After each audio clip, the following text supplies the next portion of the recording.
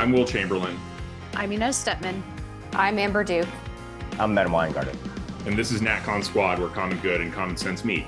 NatCon Squad is produced by the Edmund Burke Foundation, the home for national conservatism. Subscribe now on Apple Podcasts, Stitcher, Spotify, YouTube, or wherever you get your podcasts. So obviously today there's plenty of news. I'm going to start it off by talking about the latest updates in the trial of President Trump.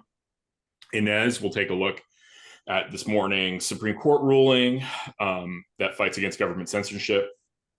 Amber will talk about the massive kerfluffle, basically a massive psyop from the liberal media about the Alito family and the flag issues.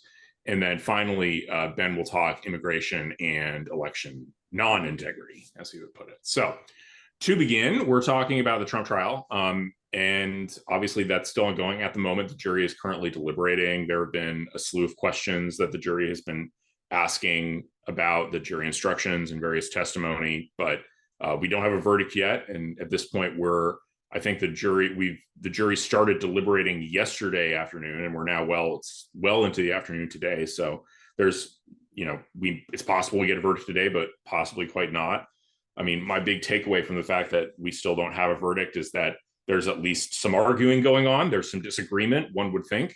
Because if the jury were unanimous here, the counts are, even though there's a bunch of counts, they're all basically the same substantive count. Like if the jury decides that he's guilty of one, they're going to have to find him guilty of all of them, basically, because it's just 36 different checks that were sent, or 36 different entries in a ledger. That said, I think that the defense has to be happy that there's fighting and going back and forth. I think that my personal assessment is that a hung jury is the most likely possibility here, although an acquittal is the most just outcome. But I can't imagine that 12 Manhattanites are going to agree to acquit the president. That said, I think the big overall takeaway, especially, given all the events of the last week, is that this has been a real joke of a trial against President Trump. They're doing all sorts of things, and Judge Merchant is making all sorts of reversible errors, especially on the law.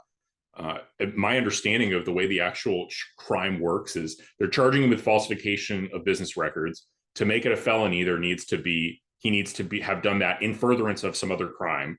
The other crime is a violation of a New York election law. That law also requires a predicate of unlawful means. And at that point, the judge has said there are 3 different unlawful means you can find for the predicate offense to falsification of business records. So if I'm understanding it right, the jury should have to find that Donald Trump had effectively the mens rea to commit 3 different crimes. Kind of ridiculous that's even the case. But I'm curious about all of your thoughts on what's going on with the Trump trial and what the outcome will be and what is so ridiculous about it. Yeah, just to pick up on your point, Will, about the reversibility of a lot of this stuff, the jury instructions say that, and I don't blame the jury at all for immediately basically asking for them to be reread. It's incredibly confusing. That in that really clear thing that you just laid out, basically there's a predicate of a predicate and then 3 underlying possible crimes, right?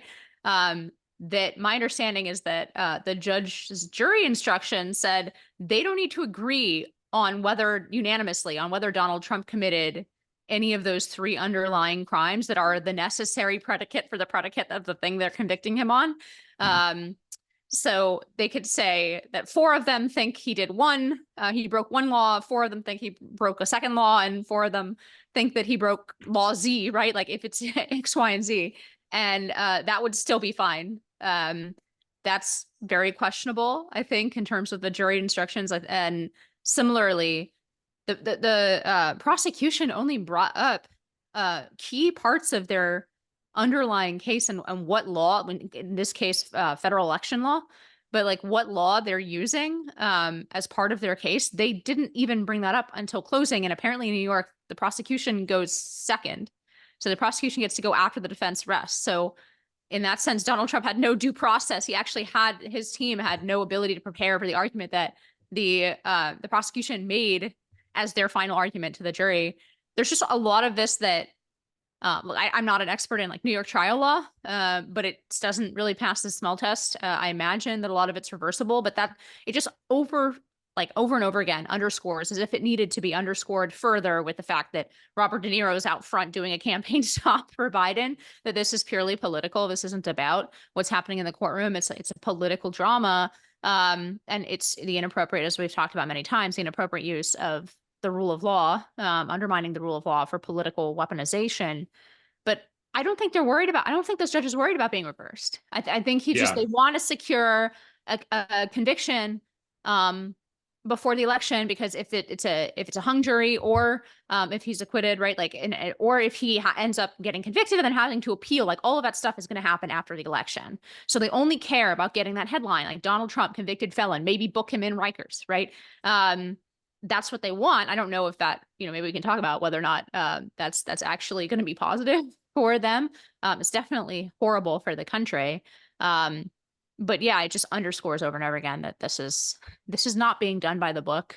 It's being done as a political circus. And I don't know. I'm actually not in the camp of like, oh, there's a conviction in a Manhattan. I agree with that. I think this there's is a reasonable shot of acquittal. Yeah. Outside. Plus, like, just by the numbers, I mean, Manhattan went 15%, I believe, for Donald Trump in the last election, which is obviously very small, but like, that's what, 1.8 jurors out of 12 that should have been a Trump voter.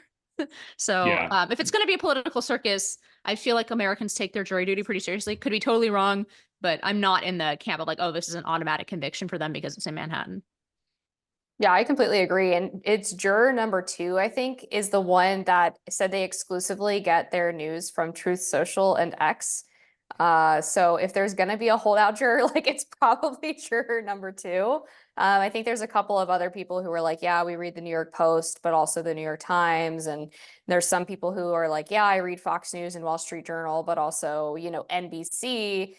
So there's a couple that are sort of on the line, but it only takes one, although Sean Spicer had a good point, which is that it probably takes 2, just because of, if there is only one, the immense pressure that one individual would be under. But I do think the fact that they've gone back to Judge Merchan multiple times, asking for the repeat of testimony, to hear the instructions again, is going to be good for the defense, because if they're confused about what exactly it is they're supposed to convict this guy on, I think that obviously gives him a greater chance of a hung jury or an acquittal. And I think that the extended deliberations, I guess, relative to obviously like the snap judgment from the jury, I guess I'd look at that cautiously, optimistically.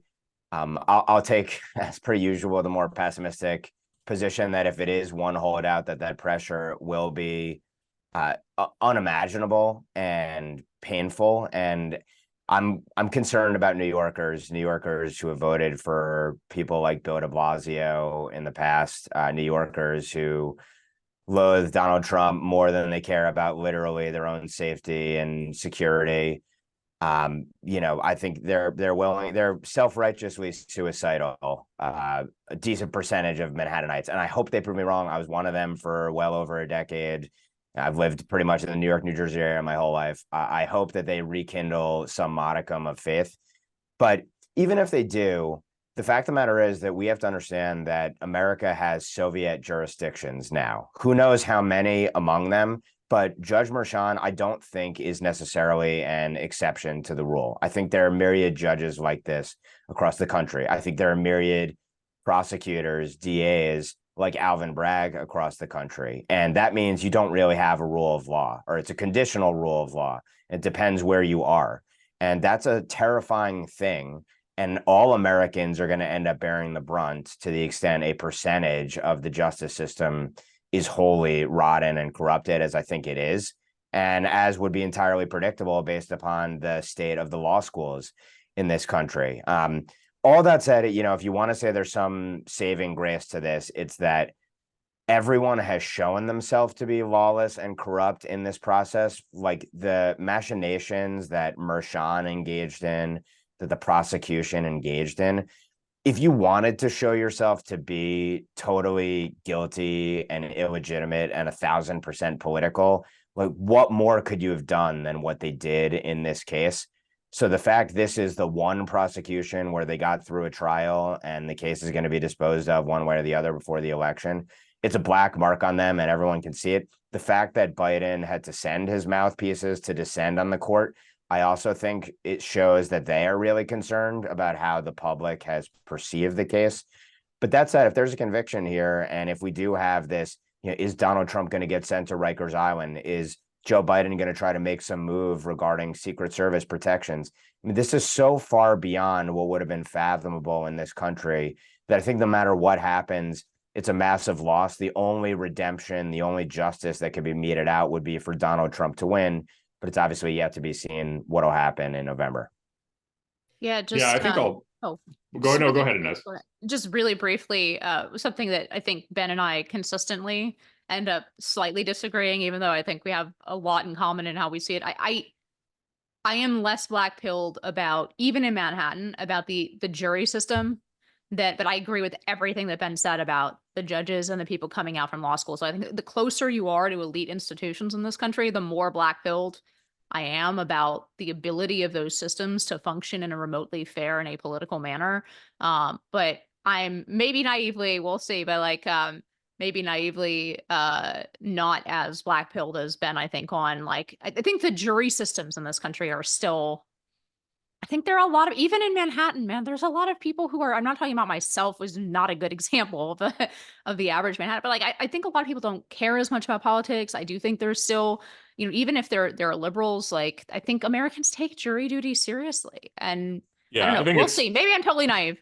No, I think it's different. I think you're right about that. It's different than DC. And it's precisely because in DC you have so many professional class people. That it's exclusively people involved with the government. So I think DC juries are sort of uniquely awful, but Manhattan's a big place with a lot of people doing a lot of different things. So I think I really want to be wrong. Let me just put that out there. I really want to be wrong. I want New Yorkers to redeem my faith and confidence that they're rational people who put the country above the beyond petty politics here. Well, that's going way too far, Ben. That's fine. All right. Passing it on to Inez, who's going to talk about the Supreme Court opinion that came out today. Yeah, I mean, I guess, interestingly enough, I've become the, sort of optimistic. I always bring the optimistic topics. This is a unanimous decision from the Supreme Court. In this case that once again shows the corruption of the legal institutions in New York City. So this is the NRA versus Volo, who's this Maria Volo. She's running the Financial Regulation Services Agency in New York. And basically, this is the clearest possible case. We've had some disappointments with Missouri v. Biden.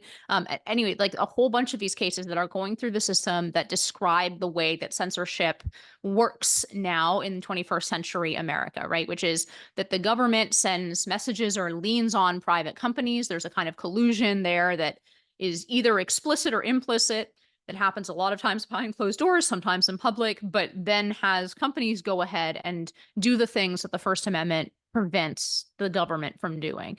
So we had this Missouri v. Biden case, which was about pulling people's accounts for quote unquote disinformation under COVID. And there you had a bunch of, and I'm sure Ben can speak to this, but you had a bunch of different agencies and a bunch of different communications. Here, it's in some way cleaner, which is why I think we're able to get this important unanimous decision. This is a decision written by Sotomayor, right? So where you have this agency that is very explicitly telling insurance and banking companies, we will not prosecute other unrelated potential violations of your company if you drop the NRA as a client, because we don't like the NRA, and you drop other Second Amendment groups as clients. And it worked, right? And you also have some direct evidence in what the NRA has put into court. They said that, one of these companies literally called them up and said, hey, look, you've been a client for 20 years. I'm really sorry to do this to you, but we think our license in New York is going to be pulled if we continue to have a relationship with you.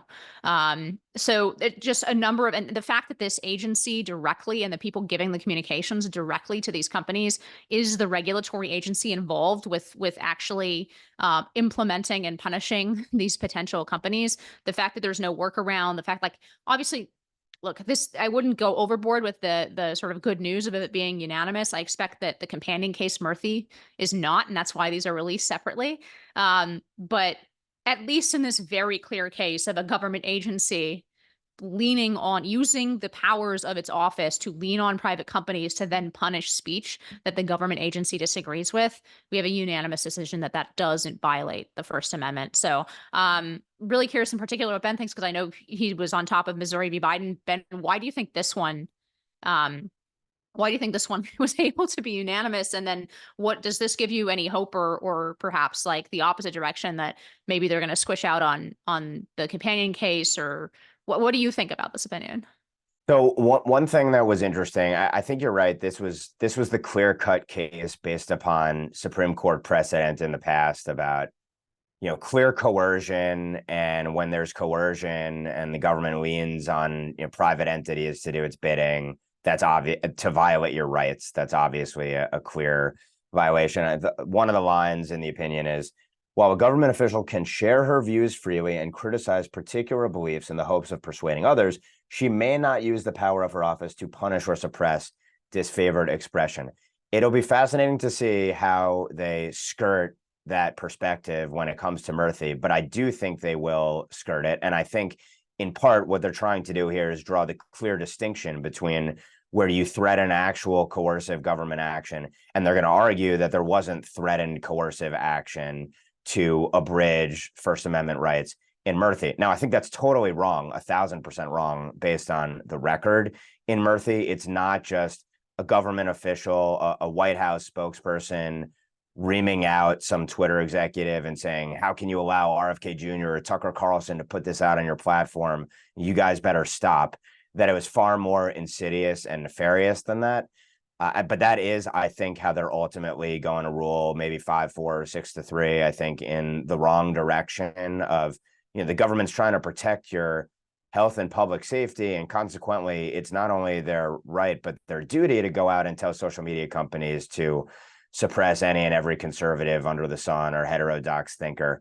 I think in this one, it's a clear argument, but where there is hope here is the notion of government colluding with or coercing private sector entities. This is going to be this notion of joint action doctrine. I think that this is going to be a huge, massive, evolving space in the law. I mean, lawyers tell me if you think I'm wrong on this, but in my view, if you look at the private sector as in large part, and NGOs as in large part becoming extensions in many ways of the administrative state, even before you get to the revolving doors that you have between government agencies, NGOs, private sector companies, and that they work in conjunction with each other to impose regime ideology and policy, I think it's going to be a ripe area for lots of legal challenges. I hope that Murthy v. Missouri doesn't put a pin in that litigation, but I see this space, to the extent the government kind of continues absorbing every other aspect of American life,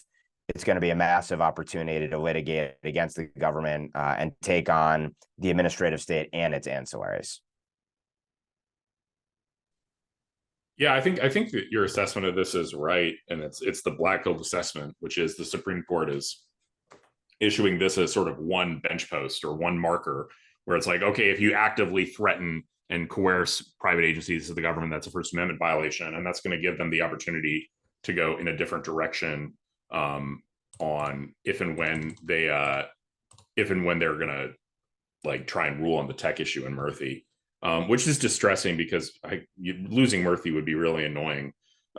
If I mean, I'm trying to imagine, we take for granted now that Elon owns Twitter and that we're all free to speak, but in a world where Murthy were to come out the wrong way and somebody like Elon didn't own Twitter, we'd all be just in such worse shape, and it's one of the many reasons we should be grateful for that. But yeah, I mean, it's almost just not even a controversial case. It's, the fact that it's unanimity and Sotomayor is writing an opinion against the left is just an indication that this was an easy one. And I don't know, Ben, you mean you maybe, or Inez, both of you might have a better feel for the procedural posture, but did the Second Circuit agree and allow this sort of behavior to continue? I mean, so the Second Circuit decision that this was kicking back down is really bad. I mean, yeah, it sounds like it. I mean, how does the Second Circuit be like, oh yeah, it's totally fine for the government to pressure? Again, like you're saying, this is the clearest possible case. This is somebody who has direct regulatory power to punish these companies, saying we will use that power against you, and we won't use that power against you if you do what we want and drop your client that we don't like.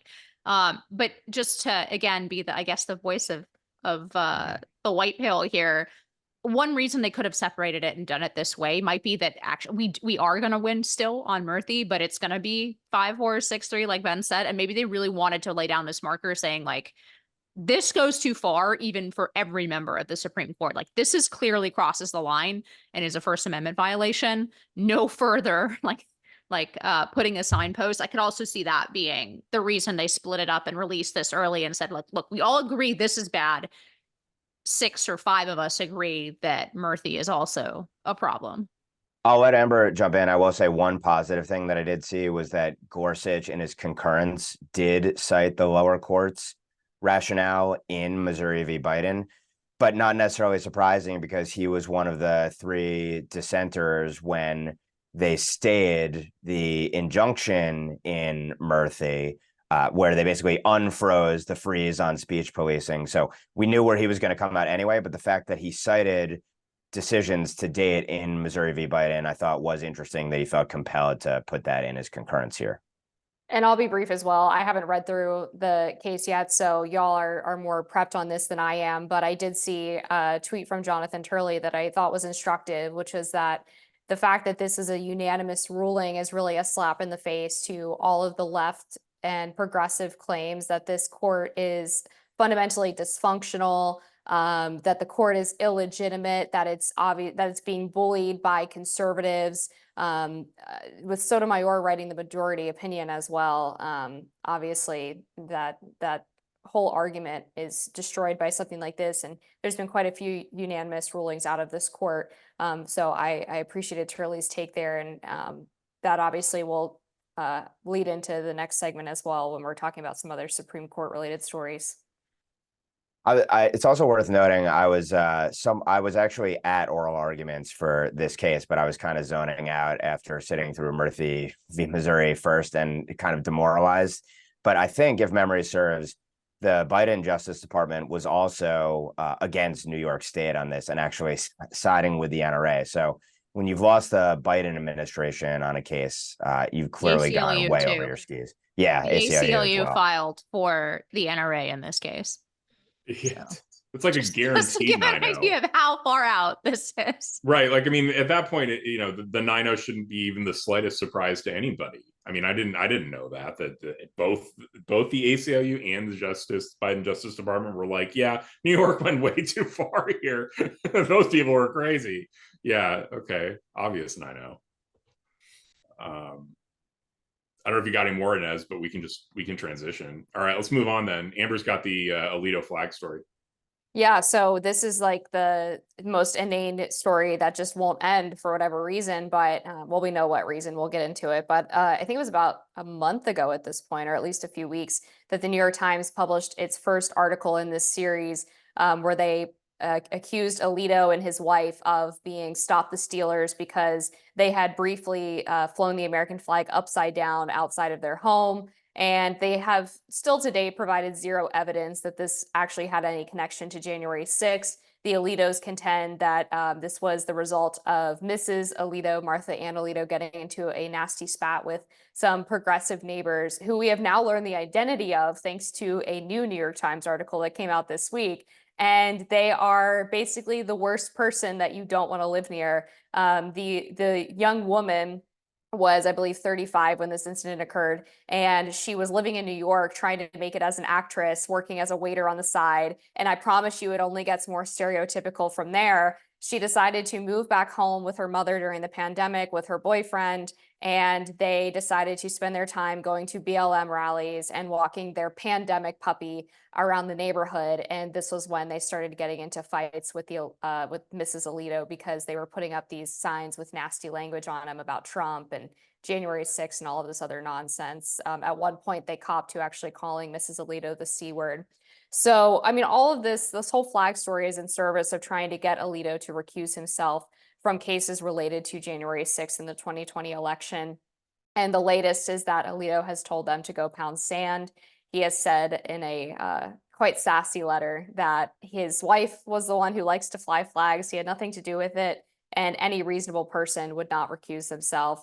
And Chief Justice John Roberts has also just rejected Democrats' request for a meeting with the court to discuss the whole story. So basically, they have quashed this entire thing that left-wing lawfare Twitter has been super excited about for the past 3 weeks. And it was just very satisfying to see basically the go F yourself from Alito and Roberts. And I would curious if anyone else thinks that this story has any legs after these two letters from Alito and Roberts, but I think this is probably just about the end of it. Yeah, I'm of two minds about even talking about this. And I know like it just highlights once again how, even though we all know how many times the like left-wing mainstream press gets things wrong, they still drive our conversation because this is such a non-story. Other than the real story here is, of course, this is not the first of these ridiculous, attempts to get conservative justices to recuse and to undermine the legitimacy of the Supreme Court. Now that not every single decision is going for the left. I mean, that is the story here. It started, whatever it is, a year and a half ago with the ProPublica stories about Justice Thomas, each one more ridiculous than the last. I mean, it started with they had their biggest salvo was Justice Thomas has a rich friend. And it went downhill from there. So like, this is just the latest. And I do wonder if sometimes we're underestimating, because these stories are so ridiculous in the details. What is obviously the point of this is to keep up this drumbeat, this constant drumbeat of every, week, 2 weeks, 3 weeks of something that raises ethical questions or legitimacy questions about the Supreme Court. That's the purpose of all of these stories. It's not then, the particularities of the appeal for heaven flag, right? Which, by the way, I remember the last time they freaked out about the appeal to heaven flag was when the Tea Party was around, and there were people at the Tea Party is flying the appeal to heaven flag, right? Like, this is not new.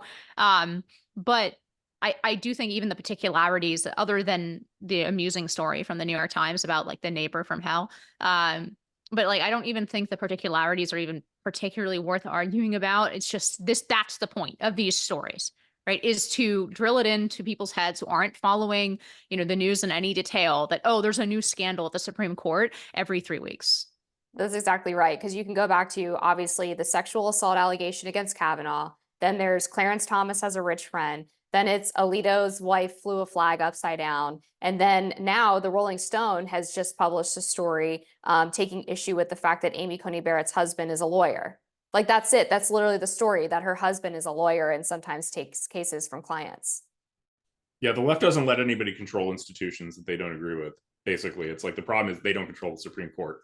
So it's just endless PR and lawfare against them until they give up. And the really funny thing is, all these people have mocked all the calls for Judge Merchan to recuse himself for very obvious and clear conflict of interests in comparison. Things like his daughter profiting off of prosecuting Biden. The fact that, actually, like, here's a real interesting one. Judge Merchan has had 3 out of 3, as far as I can tell, criminal cases related to Trump and Trump associates. He had the Trump Organization criminal case.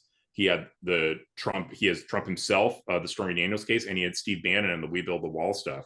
Judge Merchan is like one of 16 judges sitting there, and he's the only judge who violated the ethical code and said, it's funny, I could have brought this up earlier, but he's the only judge that violated the ethical code and actually donated to Democrats when he's prohibited from doing so. Meanwhile, they're like out here saying that like Justice Alito's wife flew a flag, and that means he needs to recuse from January 6 cases. Totally absurd and totally a joke. But that's what the left does, man. They just want power. Yeah, I guess worth saying in one sentence that, in fact, being married to a Supreme Court justice does not mean that you lose your First Amendment rights in America. Seems like a pretty clear-cut thing. Yeah, but if you're a conservative, and that's a real thing, it's stochastic terrorism if you bring up Judge Merchan's corruption and hyperpoliticization, but for them, it's justice to try to get people to recuse because they might rule a way that you don't like. And I love that this freed Alito to speak on this. In his letter to Senators Whitehouse and Durbin, he has a line: I'm confident that a reasonable person who is not motivated by political or ideological considerations or a desire to affect the outcome of Supreme Court cases will conclude that the events recounted do not meet the applicable standard for recusal. I'm therefore required to reject your request. This just once again, I think, shows that Alito is certainly right up there, and I would always call him number two, but right up there with Justice Thomas as the most rock-ribbed and frankly based of the justices. And maybe that's ideological, maybe that's a generational thing, maybe that's having taken the swings and arrows. Here was one instance, I guess, where it was truly a redeeming quality for Chief Justice Roberts, his devotion to quote unquote protecting the institution, that he would not take a meeting with the legislators and bow to them on this. One of the few times where devotion to the institution over all else, I think, was a good thing.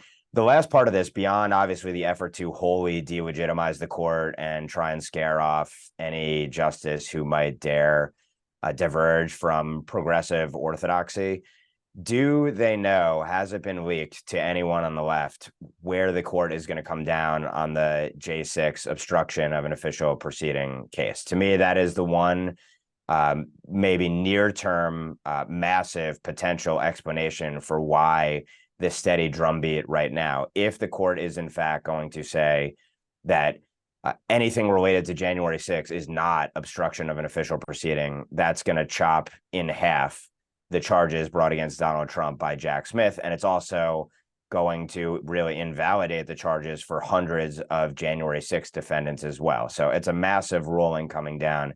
And I do think it's not a coincidence that there's a steady drumbeat about associating Justices Thomas and Alito with J6 to try and maybe change a ruling that perhaps is already known, and which we have to assume, by the way, from here until the end of time now, that any and all cases, people outside of the court might be in the know where the current draft lies, because there's never been any justice for the last week. Yeah, I mean, just to agree with Ben on that point, there was no, we still don't know, quote unquote, who leaked the Dobbs initial decision. And yeah, I had the same suspicions you do about the timing of some of this, and whether there are people at the Times or the Washington Post or behind the scenes who know the way that some of these political cases or politically divisive cases are coming down and are really unhappy with them. And to that extent, I see it as like, maybe it's a good thing. We see them squawking in advance. But as always, it's reflective of a degradation of the institutions. There shouldn't be, and there weren't leaks from the Supreme Court. Like, it's not like one of those things that's just been going on forever and is just part of life. There weren't until now. It was actually a closed institution. It's required, it's very necessary for the work they do for it to be a closed institution and to have those things not be constantly leaked out to the press, the other political branches and so on. Like, it really is going to change the way the court operates in a negative way for this to be the new precedent. But yeah, I had the same thought, Ben. Just one more point on Alito's sassy letter that Ben read some of, that he was also talking about how he basically tried to get his wife to take the flag down and she wouldn't do it. And I saw an amazing Michael Tracy tweet where he was like, are you telling me a Supreme Court justice couldn't even rein in his hysterical wife? And all the replies were just saying, tell me you've never been married without telling me you've never been married. There was an even funnier tweet also about like, because a bunch of people, I can't remember, it might've been Jarvis on Twitter, but said that like it had one of those handshaking memes, and it was Seth Mandel and Justice Alito shaking hands, can't control their wives, because if you don't know, Bethany Mandel is very outspoken online. And then Mark Hemingway retweets it and said, join the club, right? Molly Hemingway's husband. I just thought it was very funny. All right, well, sounds like we're done there. Unless Amber has something. All good? All good. All right, next topic is, I think it's Ben. Yeah, it's Ben on immigration and election non-integrity. Yeah, so a couple weeks ago, the House Administration Committee held a hearing. Didn't get a lot of fanfare, but I do think is a significant one and worthy of giving some thought, if not for this election cycle, then for the future of the country. The topic of the hearing was essentially the nexus between illegal immigration and our electoral system. And a couple of the witnesses were Hans von Spakovsky and J. Christian Adams, who I'm sure our listeners and viewers know former DOJ officials with a heavy focus in civil rights and election matters. And they testified to some very clear facts that Democrats say are conspiracy theories, that actually there are thousands of illegal aliens across a number of states based on public records, particularly that Christian Adams's outfit has reviewed and litigated to pry open, showing thousands of registered illegal aliens on the voting rolls, that illegal aliens do vote. It's very hard to get a sense as to in what numbers, what the propensity is, but it does happen. Maybe even more disconcerting, Adams, interestingly, took the tact of making the case, I think really trying to appeal to the Democrats here, that you have non-citizens who are registered to vote, sometimes unbeknownst to themselves, in connection with obtaining licenses through the motor voter laws and how they're implemented. And even because the sole check on whether you are a citizen or not when you're registering to vote is literally a checkbox attesting to it, you don't have to provide any sort of identification, which is maddening, and which the House may try to move on, but I'm sure will never get to the president's desk this term. You even have states who, when a person checks the box, no, I am not a citizen, they still have gotten registered, according to the reviews of the records from these witnesses. Beyond that, there's also lax enforcement. Von Spagovsky served on the election board in Fairfax County, Virginia. There were over 100 registered illegal alien voters who did vote. They were discovered. He says that the election board there brought these records to local prosecutors, federal prosecutors. The case was never pursued. This is apparently a common thing, really lax enforcement. Last but not least, they brought up during the hearing a recent study, and I think Just the News may have been the one that conducted this study, but of 2022 election data, where they estimated that 10 to 27% of all aliens currently in the US are registered to vote. So that's obviously of a population of millions. And approximately 5 to 13% of them will illegally vote in the 2024 presidential and congressional elections. If so, that is a massive number, potentially a decisive number when you're talking about presidential elections, certainly, that have hinged recently on thousands of votes in a handful of states.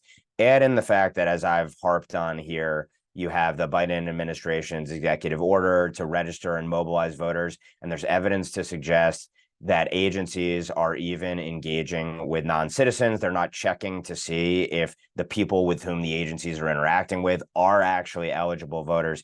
You add it up, and let's say it's not decisive, this election, and those numbers are overstatements. 10 to 27% of aliens are registered, and then of those, a smaller percentage are going to vote. Still, going forward, you're talking about a population of millions and millions absorbed just in the last 4 years. I see chaos in our system, and to the extent these are really close races and they do hinge on thousands of votes, how's anyone going to have confidence in those elections? And what kind of chaos is that going to bring, and dissension is that going to bring? So to me, this is kind of a massive issue. Democrats will say, oh, Republicans are fear-mongering, saying illegal aliens are going to vote. But the fact of the matter is they're on the voter rolls. There's documented evidence of it. This is a massive, massive issue, in my opinion, one that isn't going to get a lot of focus except for Democrats to attack Republicans over it. I'm curious what you guys think about what's going to happen this time around. Do you think states are doing anything about this, or is our election system kind of going to lack in integrity when it comes to illegal aliens for the foreseeable future? I think there's definitely a conceit among most Republicans, particularly members of the establishment, that this does not happen. And I think they're quite hard-headed about this general concept even existing. But I was heartened to see Speaker Johnson introduce that bill to crack down on this practice. I think it was 2 weeks ago. But obviously it's not going to get anywhere in the Senate. So I think it just goes back to a reminder of how important November is. Yeah, I mean, there are blue jurisdictions that are doing this explicitly, right? So that are allowing non-citizens to vote in municipal elections, and if they're being registered for that, of course, it's much easier to register them for national elections.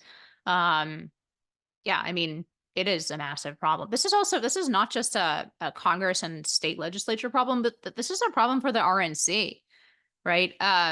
They are the entity that ought to be, filing lawsuits in states right now. I don't know the extent to which they're actually doing that, but famously in 2020 they didn't, and they were on the back foot in the posture of a lot of the cases after the election where there was some amount of fraudulent voting because they didn't do a lot of the groundwork beforehand. I don't know if anyone has any info on whether the RNC is doing better this round on not just this specific issue with regard to illegal aliens, but just generally fraudulent voting. I don't know how they're. I mean, we're not really I do hearing have about some it in the info media, on but that that. doesn't mean it's not happening. You know what I mean? Yeah, I actually just talked to the RNC about this yesterday because I was working on the cover piece for the July magazine at The Spectator, and about their new initiative since they obviously changed leadership. And in April, they announced a 100,000 person initiative filled with lawyers and poll watchers and basically other election integrity adjacent people to be prepared to deploy throughout the election, both during early voting, like mail-in, absentee, all of that, and then in polls on election day. And they have an election integrity hotline set up too, so that poll watchers who are not affiliated with the RNC can immediately call in and they will dispatch a legal team to make sure that the process is being done fairly. So I don't know if it's enough, but I know they are doing something, which is more than obviously the last go around. Yeah, I mean, I'm sort of with, I guess I don't know who I'm with. I mean, I'm obviously Democrats want illegal immigrants to vote. Obviously, they're going to mock Republicans for it, saying it's not really an issue until it's so obvious that it's making it very difficult for Republicans to win elections. It's amazing that I don't know. It's one of these things where it just shouldn't be the way it is. I don't have good solutions or really good points. Obviously, we just need to stop illegal immigration. And I mean, it probably needs federal enforcement. It needs something equivalent. It needs something equivalent effectively to what the federal government did to the South during Jim Crow. Essentially just like federal forces coming in and forcing states to actually count votes properly, and not let people cheat. One of the broader issues here that I see is, and it's obviously all to the good that the RNC is more engaged on the lawfare front, beyond kind of like the rear guard defensive actions, protecting laws that are legitimate, even if they're not able to beat back the totally illegitimate laws in some jurisdictions. But the problem generally with all of the election litigation is that courts won't let you bring cases in advance. And then they won't let you bring cases necessarily right after the fact either. And you're basically damned if you do, damned if you don't. It's so much easier to be on the side of election integrity evisceration than it is on assuring that there's election integrity, because dealing with the problems after the fact, as we saw in 2020, is nearly impossible. The courts are going to, on technical grounds, not hear the merits of all manner of pivotal cases. And it's obviously really hard to figure out what percentage of ballots are legitimate and what percentage are illegitimate after the fact. And you won't know before. And it's probably even more of a, for lack of a better term, messed up system, because you have voting that's going on for weeks in certain jurisdictions in advance. So you're at an inherent disadvantage. It's an asymmetric kind of scenario of trying to game and exploit the system versus actually trying to ensure integrity, that it really makes it hard to have, from my vantage point at least, to have a lot of confidence in the elections, particularly if it comes down to certain jurisdictions that are going to be troublesome in a handful of states. Yeah, on the last bit, it does show the strength of our 50 election system, right? Because it is difficult to rig a US election in comparison. If we had like one national vote tally, right, it would be much easier. You really have to, like, if you were looking to swing an election, you really have to target sometimes at the county level, right? But like definitely to the state level, predict where those things are happening, and the jurisdictions that are, in some cases, not all, there's a few exceptions to this. There are some swing states with some very, let's say, like a history of corruption in the voting offices. But a lot of them that, like, for example, one of the jurisdictions that passed this, like basically like resident voting act, right, is Washington, D.C., which is not going to swing the national election. Now, Pennsylvania, Philadelphia, famously corrupt voting system is, so I'm not saying that that's like a cure-all or that we don't have problems, but it is a good reminder of the design of our system, that it is like much more difficult to cheat in a way that will affect the outcome in the US system than it would be, say, in a national popular vote. Okay, cool. With that, I think we'll do final thoughts. I'll kick it off just because it's easiest. If the host always starts off final thoughts, the Port Biden, which I think is the best sobriquet for the pier that the Biden administration attempted to build off the coast of Gaza, appears to have been swallowed back into the sea, or at least it's just no longer functional. This is always just incredibly stupid, and it's reflective of both the Biden administration's foreign policy and their desire to just endlessly sort of triangulate where they can be on policy. They don't want to anger the pro-Israel parts of their base, but they don't want to anger the pro-Palestinian parts of their base and the pro-Hamas parts. So the solution they come up with, rather than just backing Israel to the hilt against the terrorists who want to genocide them, the solution they come up with is instead, we're going to build a pier off of the Israeli coast and then get humanitarian aid in that way, as though the problem was Israel with vis-a-vis humanitarian aid and not the fact that Hamas takes it over and it's impossible to get it to the people who need it, or it's at least very difficult. And of course, this whole thing, this is a massive boondoggle, partially because, you know, these are Americans coming in, and we are blessed with a number of very easy ports. Kind of, we have lots of inlets where, you know, there's like natural harbors and things like that. That's not the case on Gaza. Gaza's just this, you think about the geography of Israel and the Eastern Mediterranean, it's just like a giant straight line. There's not really natural inlets and natural places to set up a harbor. So as a result, you end up with like massive winds that are too strong for the harbor. And as a result, we've just like watched $330 million just blown away, totally wasted. And it's just, it's emblematic of, I mean, it's like the Afghanistan withdrawal. They're so unbelievably incompetent at foreign policy.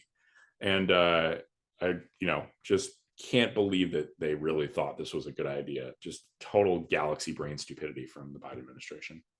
It sounds like Port Biden is as successful as the Joseph R. Biden rest stop in Delaware on I-95 that's always closed and horrible. Anyway, sorry.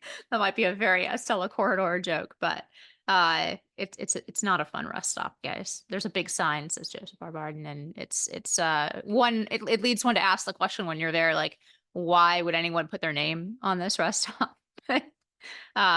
My final thought is a victory in Texas.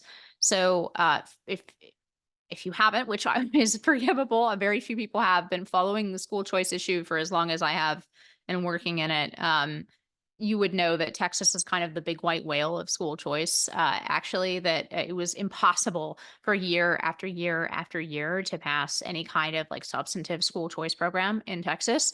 You might say, why would that be? I thought Texas was full of Republicans and conservatives.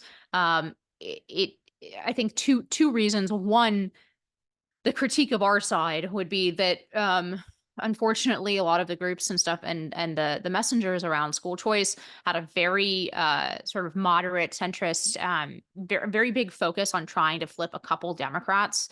And that was the messaging always. And they were very uninterested in messaging to conservatives in a way that conservatives would care about, that would make it an important issue, for example, in a Republican primary. And the way to do that would be to talk about the cultural angle, right? To talk about COVID. So those things started happening outside of the usual channels. And lo and behold, there is this huge proof of concept here. For the first time, it looks like school choice will be possible in Texas, and that's because 14 Republicans lost their primaries. And Corey DeAngelis, AFC, there's a lot of groups that have been involved in making sure that like messaging goes out to their voters. That like actually the person that you're voting for that you think is a conservative is the person who's holding up broad universal school choice in Texas. And it worked. A lot of these guys lost their jobs. And so it looks like for the first time that roadblock will happen. Another reason this was a huge roadblock is because in a lot of red states, as actually, the teachers unions, if they don't have a strong number of Democrats to then bolster in races, they will play in the Republican primaries, and they'll play in people in races where it's R after your name. And there were a lot of Republicans who were taking money from the teachers unions. And that was a very effective state level policy for a long time that held up school choice in a very red state where it was very, very popular, particularly post 2020, very, very popular policy, very important policy when it comes to leftist indoctrination in K-12. And it looks like that dam is finally going to break. And it's because we treated it as a political issue that it is. And it's a triumph of sort of, I guess, a NatCon-y sort of perspective about being a little bit bolder, not being so tied to always trying to like stay away from talking about cultural issues and always trying to like placate the 5% of the electorate that is fiscally conservative and socially liberal. Anyway, I think it's proof of concept for a lot of important trends in Republican policy and conservative policy, as well as a very big substantive victory for families and parents in Texas. So looking forward to the Texas school choice program.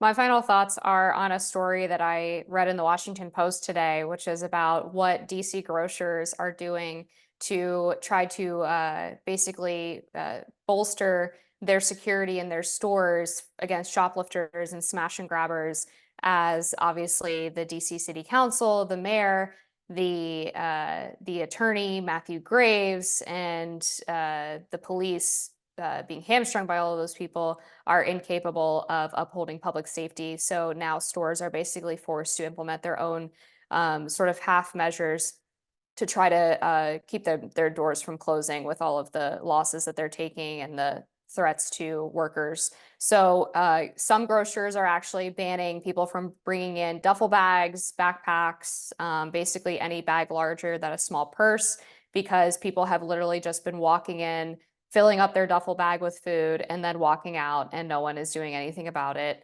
Other stores are requiring an employee scan your receipt before you leave, similar to what they either still do or used to do at Walmart, where they had these people who would, of course, check your receipt to make sure you actually paid before you walked out. And then at Safeway, they're actually putting in gates where you have to scan your receipt to open up the gate before you leave the store. And obviously, it's just ridiculous that stores have to now guarantee the safety of their own employees and the loss prevention because our public safety departments in the nation's capital won't do the bare minimum to make sure that people are able to grocery shop in peace and that businesses are able to thrive and operate without all of these negative consequences. Of course, they're going to have to spend money implementing all of these measures. If they require employees to enforce these measures, they're going to have to pay their salaries or their hourly wages. And it's such an easily preventable mess that we are now forcing the citizenry to basically become vigilantes because we can't even rely on the basic function of government, which is to uphold public safety.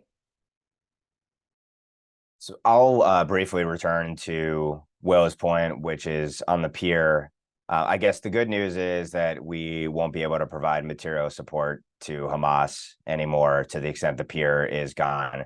On the other hand, hundreds of millions of dollars wasted.